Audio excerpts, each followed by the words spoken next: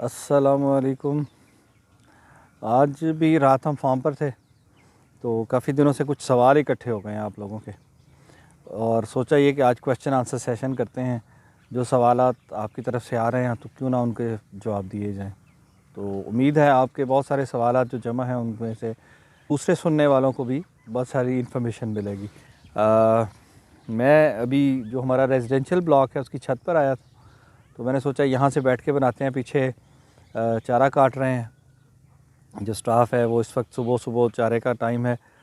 सुबह तो नहीं, खैर 10-11 बजे का टाइम हो गया, लेकिन आज बादल थे, बड़ा ऊपर प्लेजेंट मौसम था। तो अभी बैठा हूँ तो धूप जो है ना वो आंखों में तेज़ चुभने लग गई है। तो मैं थोड़ा सा साइड पे होता हूँ, देखता हूँ कि कौन सा एरिया बेहतर है जहाँ से बैठ के तो आज आपसे बात की जाए और आपके सवालों के जवाब दिए जाएँ। तो इंशाल्लाह अभी हम स्टार्ट करते हैं, तो यही कर लेते हैं। पहला सवाल ये था कि एक कमेंट ये था कि आपकी वीडियो में आवाज़ बहुत कम होती है। शुरू में तो मैं जो हमारे मोबाइल पे सारा काम कर रहा हूँ जितना भी है अभी, तो मोबाइल के साथ जो हैंड फ्री है उसी के साथ मैं वीडियो बना रहा था। तो वो जब सामने होता है तो उसमें आवाज़ जो है वो फूंक की आवाज़ भी आती है, सुनने में थोड़ी सी इरिटेटिंग होती है। लेकिन उसके बाद माइक इस्तेमाल करना शुरू कर दिया। इसमें मेरा नहीं ख्याल कि आवाज़ कम होनी चाहिए।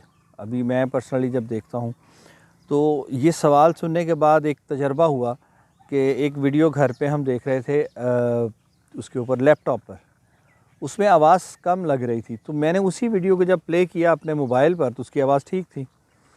तो सम टाइम ये होता है कि आपकी डिवाइस जो है वो किस तरह उसको कर रही है। और मेरे लिए भी ये पहला तजर्बा था और हैरानकुन था कि उसी वीडियो को जब हम लैपटॉप पे प्ले कर रहे हैं तो उसमें एक दो लोगों की गुफ्तगू है, एक की आवाज़ कम आ रही है और एक की ठीक आ रही है।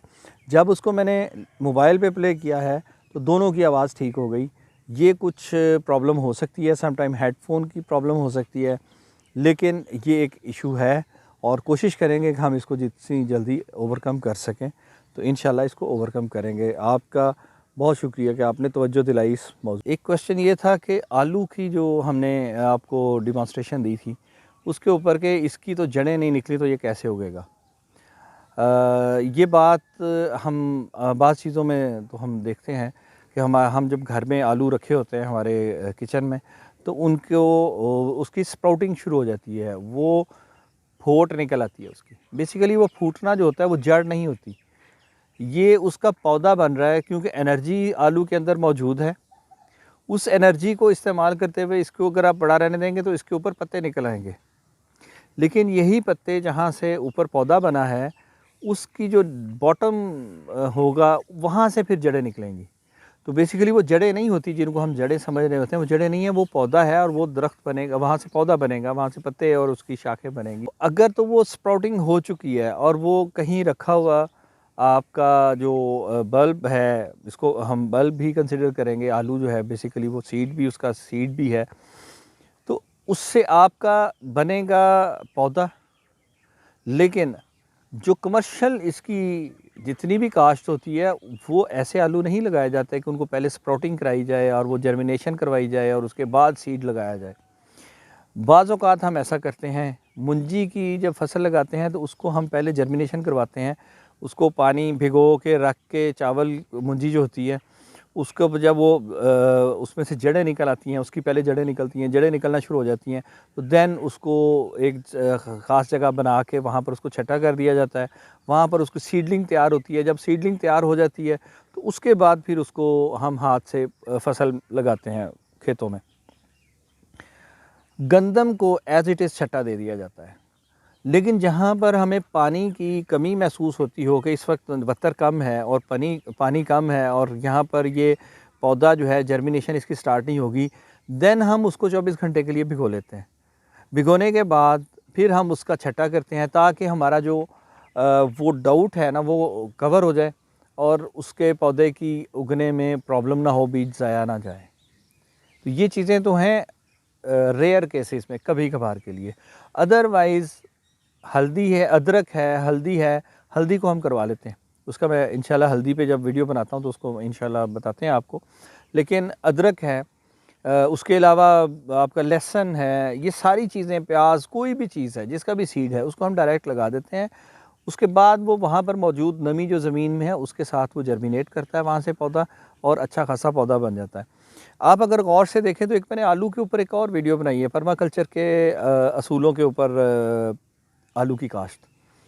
उसमें आप देखें कि आलू इसी तरह के हैं, उनको बिल्कुल ऊपर रख दिया है और रखने के बाद उसके ऊपर मल्चिंग कर दी है।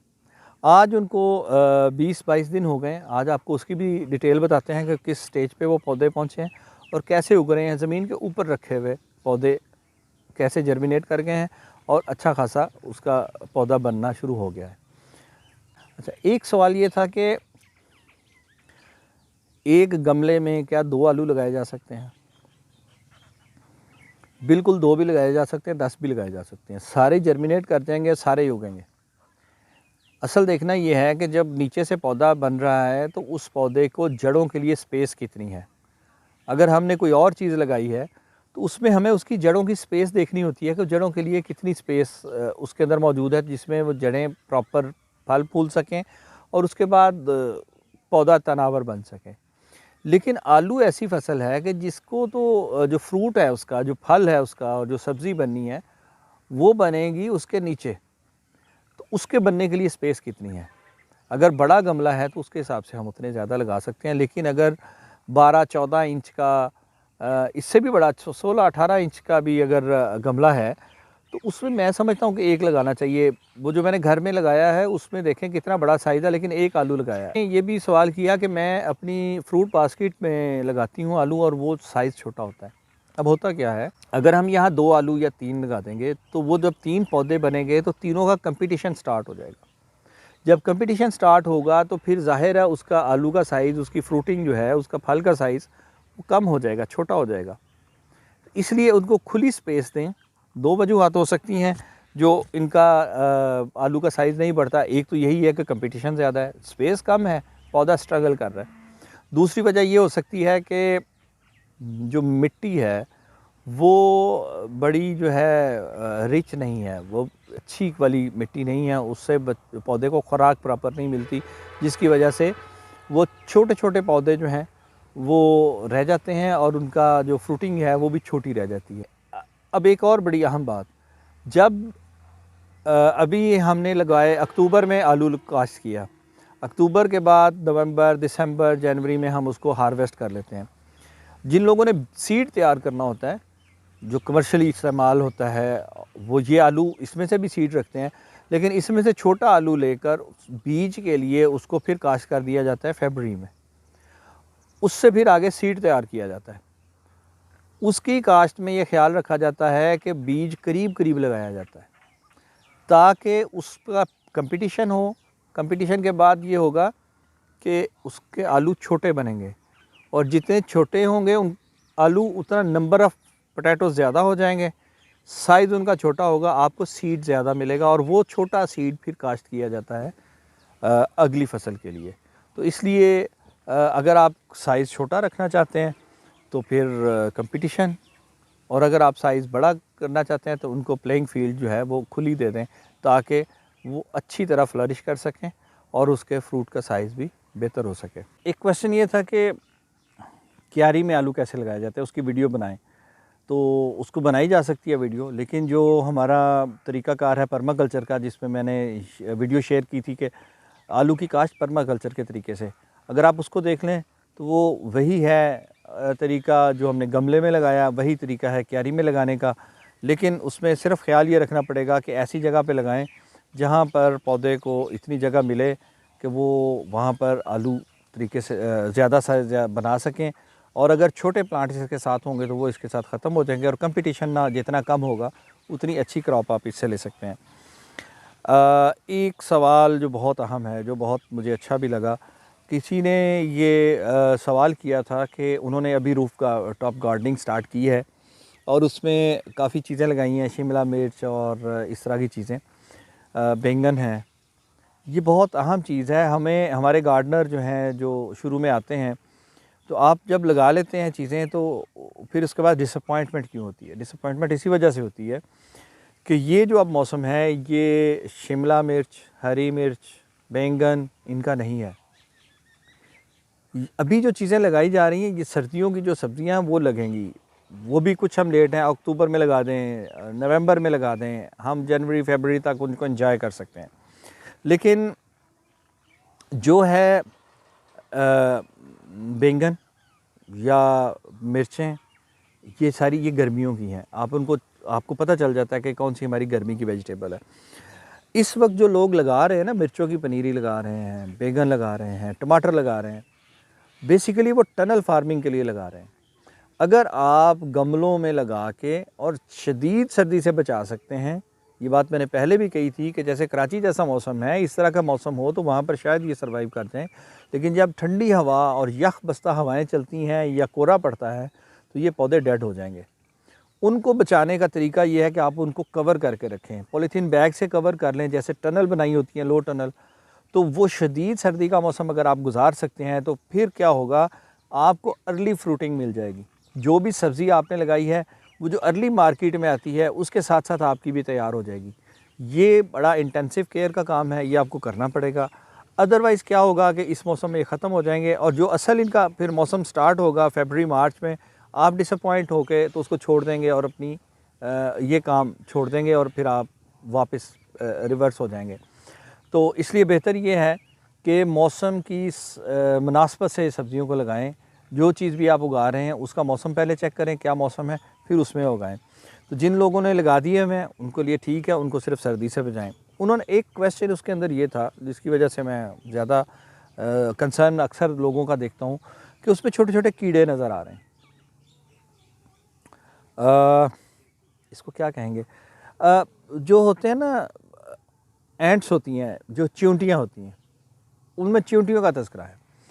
चींटी बेसिकली नुकसान नहीं करती, पहली बात तो ये समझें। चींटी कब तक नुकसान करती है, जब हम बीज डालते हैं। चींटी क्या करती है, गंदम खाती है, आपने कोई सीड डाला है किसी चीज़ का, सौंफ है, कोई भी छोटे छोटे जो ग्रेन्स होते हैं वो डालते हैं किसी के, आपने रखे हैं, वो उसको अंदर से भी खा सकती है या उठा के ले जा सकती है। जब तक तो वो बीज है, जब तक तो चींटी से ख़तरा है उसको। लेकिन जब वो सैपलिंग बन गई, जब उसके अंदर बन गया, पौधा बन गया, अब चींटी उसको कुछ नहीं कहती। सर्दियाँ आ रही हैं, अल्लाह की मखलूक है, इन्होंने भी कहीं रहना है। तो इनका तरीका ये है कि डीप मिट्टी तलाश कर लेती हैं, उसके अंदर चली जाती हैं, अंडे देती हैं। तो जब भी आप पानी देंगे वो बाहर निकल आएंगी। तो अगर नुकसान नहीं दे रही तो हमें कोई टेंशन नहीं होनी चाहिए। जो चीज़ें नुकसान देती हैं वो पत्तों पे आपको नज़र आ जाती हैं। दो तरह की चीज़ें होती हैं, दो तरह के कीड़े हैं। ऐसे कीड़े हैं जो गोश्तखोर हैं, वो समझें कि किसान दोस्त हैं, उन्होंने किसी दूसरे कीड़े को खाना है। और जो सब्ज़ी खोर हैं वो किसान दुश्मन है, वो किसान को नुकसान पहुंचा सकते हैं। ऐसा पौधा कीड़ा जो कि गोश्तखोर है और वो गोश्त खाता है तो वो आपको नुकसान नहीं पहुंचाएगा। फिर ये हमें पहचान नहीं होती, सम टाइम केंचुए बनते हैं इसके अंदर, केंचुए बनते हैं और वो अर्थवर्म जो है वो बहुत बेनिफिशियल हैं। छोटे छोटे दानों की शक्ल में वेस्ट अपने पीछे छोड़ के जाते हैं, मिट्टी ही खाते हैं और मिट्टी बाहर निकाल के छोड़ जाते हैं। वो गोल गोल दाने अगर आपके पॉट्स में या क्यारी में नज़र आ रहे हैं तो बहुत अच्छी बात है। इतनी फर्टाइल लैंड हो जाएगी कि आप हैरान रह जाएंगे। ये परेशानी की बात नहीं है। छोटे छोटे सपोलिए सांप के बच्चों की तरह होते हैं, लेकिन सांप टेढ़ा मेढ़ा चलता है, स्पीड से चलता है, ये श्रिंक हो के आगे को आहिस्ता आहिस्ता बढ़ते हैं, इसलिए इनसे परेशान होने की कोई बात नहीं है। और ये बहुत अच्छी चीज़ है। जिस मिट्टी में ये केंचुए पैदा हो जाएं, समझें कि वो ज़िंदा होना शुरू हो गई है। और ये जितनी भी ऑर्गेनिक लाइफ है, जितनी ज़्यादा बेहतर होगी ज़मीन के अंदर, उतना ही अच्छा उसका रिज़ल्ट आएगा। इसलिए कोशिश करें कि थोड़ा थोड़ा नॉलेज इन चीज़ों के मुतालिक भी अलग से हासिल करें कि हम हर चीज़ को मारना ही हल नहीं होता, कुछ चीज़ों का हमारे साथ होना भी हमारे लिए बेनिफिशियल है। एक इससे रिलेटेड बात जहन में आ गई। कुछ दोस्त आए थे सिटी से सुबह सुबह, उनसे बात हो रही थी कि यहाँ पर जैसे हमारा सेटअप है इसमें सांप भी होते हैं। हमने कहा जी होते हैं, अब मारते क्यों नहीं? मैंने भी उस दिन पिछले दिनों सांप देखा, अब तो सर्दी आ गई है सब, तो हमने नहीं मारा उसको। तो उनके लिए बड़ी हैरानगी की बात थी कि आपने सांप को क्यों नहीं मारा। तो मैंने उनको बताया कि जी सांप क्या करता है हमारे लिए। सांप पहले तो ये करता है कि चूहे खाता है, जो फसल को नुकसान करते हैं ना, सांप चूहे खाता है। वो अगर फिर रहा है, कहीं भाग गया, अब वो आपको तंग नहीं करता अनलेस कि आपका बेध्यानी में उस पर पाँव ना आ जाए, या ये हो जाए कि जी आप डायरेक्ट इंट्रैक्शन हो जाए, या उसको इसकी जान को ख़तरा हो, अदरवाइज़ भाग जाता है जब आप चलते हैं। तो सांप बहुत है हमारी ज़मीन पे। दूसरी बात, सांप अपने बच्चे खाता है। बड़ा सांप है, बहुत बड़ा सांप है, कोई 12-14 फुट का सांप होगा जो यहाँ पे हमारी ज़मीन में एक बड़ा सांप है फिरता है। तो वो छोटे छोटे सांप जो है वो खा जाता है। अब हम उसको अगर मार देंगे तो बेशुमार छोटे सांप जो है वो पनपना शुरू हो जाएंगे। तो उससे बेहतर नहीं कि एक वो है, वो हमारे लिए गार्ड का काम भी कर रहा है। और इसकी प्रिवेंशन जो होती है वो ये होती है कि जब आप सफ़र कर रहे हैं, ज़मीन पे चल रहे हैं, तो हाथ में डंडा रखें, थोड़ी थोड़ी देर बाद उसको ज़मीन पे पाँव ज़ोर से मार दें। वो डंडा पुराने ज़माने में लोगों को देखा होगा, एक लाठी उनके हाथ में होती थी, वो इसलिए होती थी। थोड़ी थोड़ी देर बाद ज़मीन पे मार दें, कोई भी इस तरह की मोज़ी चीज़, कोई जानवर जो है ना वो भाग जाएगा। ये नेचर का कानून है। जब आप जंगलों में, गाँव देहात में रहते हैं, तो ये सारी चीज़ें आपने इनके साथ रहना है। इनको मार के हम ज़िंदा नहीं रह सकते। ये सारी चीज़ें ख़त्म कर देंगे तो अल्टीमेटली हम अपना ही नुकसान करेंगे। उम्मीद है आपको आज के आपके सवालों के जवाब मिल गए होंगे, और जिन लोगों को मज़ीद कोई सवाल हों ज़रूर पूछें। हम कोशिश करेंगे कि आपके तमाम सवालों के जवाब जो इस अपने इल्म की हद तक हम देते रहें। तो आज के लिए इतना ही काफ़ी है। सी यू नेक्स्ट टाइम। अल्लाह हाफ़िज़।